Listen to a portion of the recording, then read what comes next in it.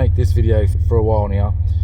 I want to go into the Google Play Store and I'm going to download FORSCAN.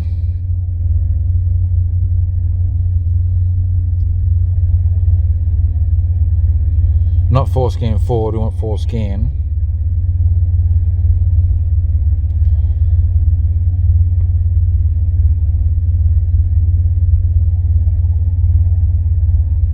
And it's not showing up.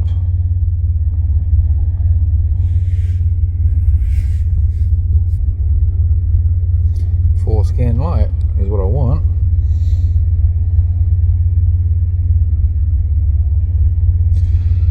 It's not showing up there, but it's quite possible I've already got it installed. Yeah. FORSCAN Lite is the one I want.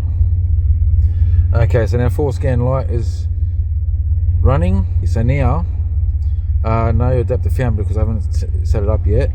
I want to go into settings. Move that over there. Go into settings. Now I need to connect to the car.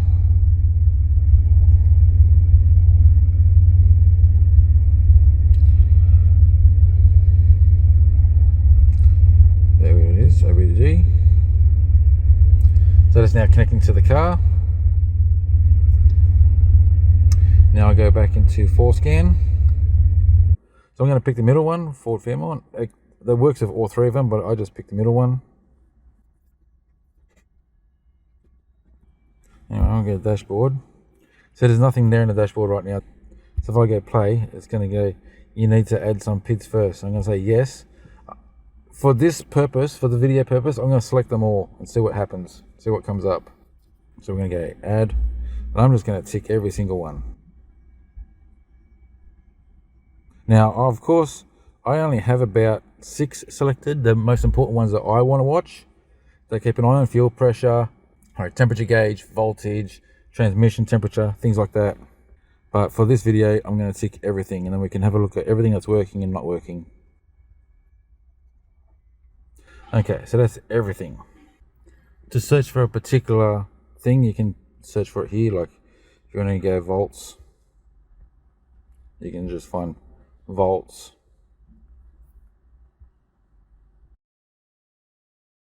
PID profile. Save. Well.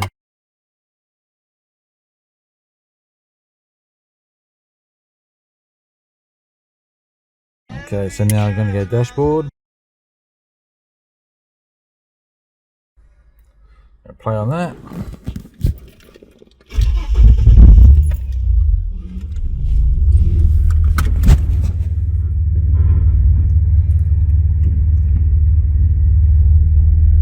See everything that's working and everything that's not working. And you can choose what you want and what you don't want. So you got your settings, you got your service, you got your tests. I won't be doing that. Your graph shows you everything that's working on the graph. Table. Dashboard. And I'm just going to drive and let that, just watch that for a few minutes while I drive home. Okay. I'm trying to make a video, yeah. You were talking. You're just talking to yourself.